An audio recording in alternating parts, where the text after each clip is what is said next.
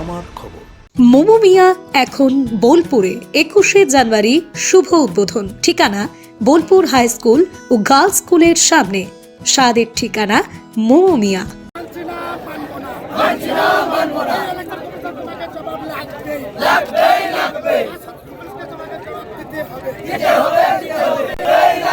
এশায়ার hearing এর নামে সাধারণ মানুষকে হেনস্থা করার অভিযোগ তুলে প্রতিবাদে নামলো ইলামবাজার ব্লকের সাধারণ মানুষ। এদিন ঘুরিশা বাসস্ট্যান্ড সংলগ্ন স্কুল মোড়ে বিক্ষোভকারীরা জমায়েত হয়ে পথ অবরোধ করেন। পথ অবরোধের জেরে দীর্ঘক্ষণ যানজট সৃষ্টি হয় এলাকায়।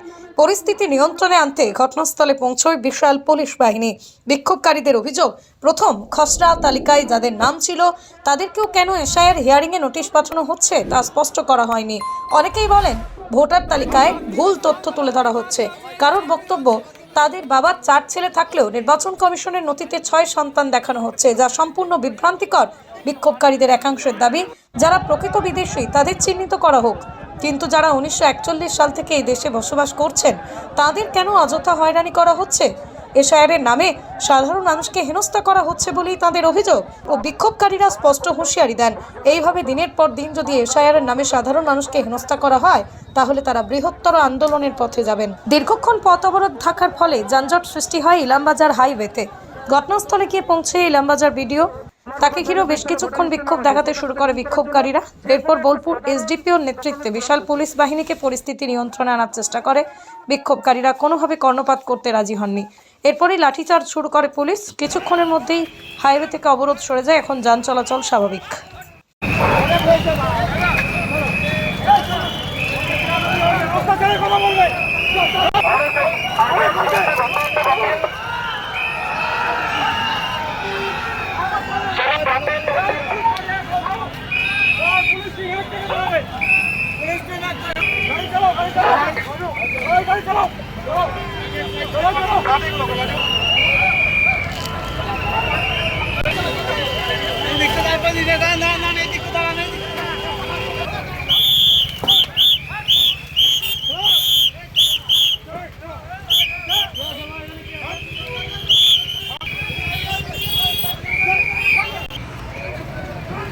কারণ একটাই, প্রথমে যে খসড়া তালিকা বের হয়েছিল আমরা তাদের সমর্থন, আমরা সকলের সমর্থন এসআইআর হোক, কিন্তু যেভাবে হওয়ার দরকার ছিল সেভাবে হয়েছিল।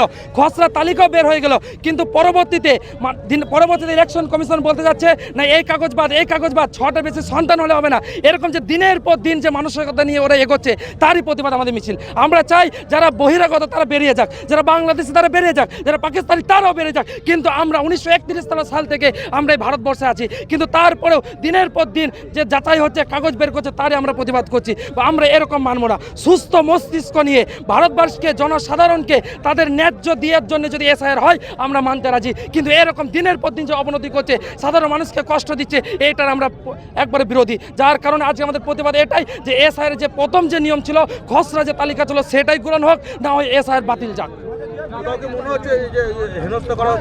অবশ্যই। প্রথমে আপনি বলুন, আপনাকে আমি জিজ্ঞাসা করছি, আমার বাবার 4টা সন্তান, আমরা 4 ভাই, কিন্তু আজকালকে আমাদেরকে নোটিশ দিয়েছে যে তোমরা 6 ভাই। তাহলে বলুন, এটা আমার বাবার চরিত্রের উপর আঘাত করা হচ্ছে না? বলা হচ্ছে না যে আমার বাবার আরও সন্তান আছে? আপনি বলুন, আপনি জানবেন। প্রথমত অ্যাডমিট কার্ড কি ছিল, অ্যালাউ ছিল। 2 দিন আগে কি বলে ইলেকশন কমিশন, অ্যাডমিট কার্ডে অ্যালাউ নেই। কি বলো, তোমরা সার্টিফিকেট দেখো। তারপরের দিন বলো সার্টিফিকেট চলবে না, তারপর বলো তুমি মুসলিম বলে চলবে না। কেন এই দুর্নীতি? আমরা চাইছি একটাই, সুস্থ মস্তিষ্ক নিয়ে সমগ্র ভারতবর্ষের মানুষের কথা ভেবে সুন্দরভাবে প্রথমে যে খসড়া তালিকা বের হয়েছিল সেটাই গ্রহণযোগ্য করুক, না হয় এই এসআইআর আইন বাতিল যাক। ট্রাফিক নর্মাল হয়ে গেছে, লোকজন যাতায়াত করছে, গাড়ি সব ছেড়ে দেওয়া হয়েছে। এখন আমাদের পরিস্থিতি শান্তই আছে এবং আমরা নিজেরা থেকে এখানে দাঁড়িয়ে থেকে ট্রাফিকটা ঠিক করে দিচ্ছি, কোনো সমস্যা নেই। কিচ্ছু করা হয়নি, কিচ্ছু হয়নি। ওরা আমাদের এখানে নর্মাল ট্রাফিকই মেনটেন করছি এবং আমার ট্রাফিক কিছুক্ষণের মধ্যে নর্মাল হয়ে যাবে, কোনো সমস্যা নেই।